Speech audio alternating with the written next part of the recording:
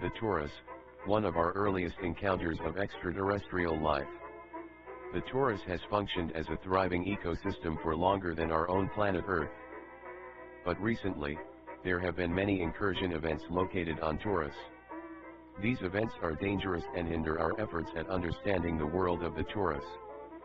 Incursions have been heavily studied by multiple scientists at both DPMA and DCMA, though focus on incursions has been mostly shifted towards DCMA, as the DPMA continues research on paranormal activity on the Taurus and Earth.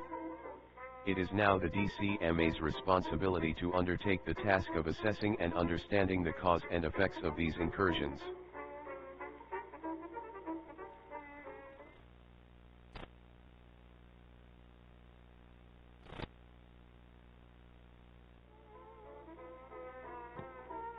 On March 24, 2005, DCMA field scientist David Blarmish retrieved a sample from Torus Incursion 37.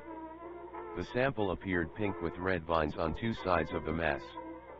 David also reports that the mass felt tingly to the touch, and made his hands smell like metal. The sample was then placed into containment within a capsule 2 centimeters in diameter.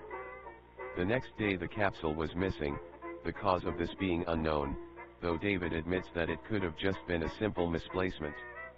David also reports that the lab reeked of a distinct metallic smell, which was not caused by faulty lab equipment. Later that day, the capsule was found inside a cabinet in the laboratory's maintenance closet. David then opened the capsule, and found that the sample had grown to almost fit the capsule. The sample grew around 4 times larger than the size it was the day before. The cause of this is unknown. Scientists agreed to counteract this rapid growth, and that the subject would be tested with later, as more important works were in focus for the DCMA. On March 26 the sample was placed in pressurized containment, which proved successful. The subject ceased growing in size, and appeared unharmed.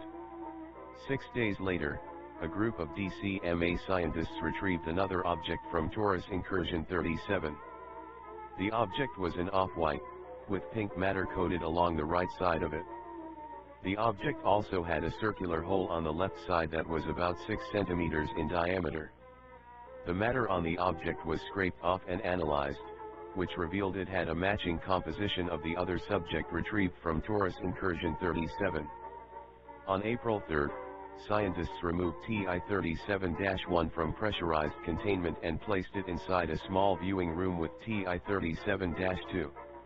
Immediately, TI37-1 reanimated and encircled TI37-2. The combined subject then began to rapidly grow. After about 48 hours, the combined subject, identified as TI37-0, stood about 1 meter in height. TI37-1 now appeared a dark maroon, and small white nubs began to sprout from it. TI37-2 was rested upon what appeared to be a disfigured face made of TI37-1's red tendrils. Scientists monitored TI37-0 for 5 days in total. The growth rate had reduced significantly after around the 3rd day, as the figure began to take shape. The figure had an hourglass-shaped body, with spindly white legs tipped with claws on its left side, and maroon tentacles on its right side. The figure also had 2 long white arms that it constantly kept behind its back against the wall, which made viewing them difficult.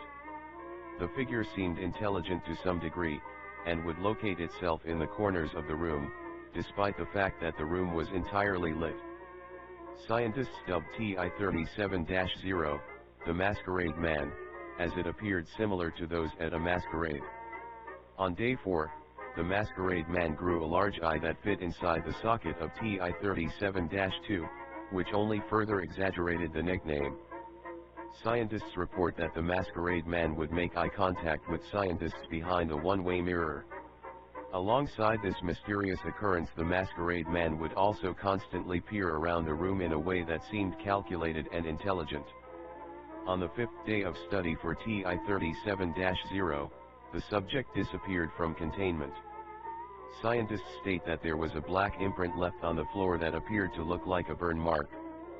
No more samples were retrieved from Torus Incursion 37, and on April 24, 1 month after appearing, the incursion disappeared.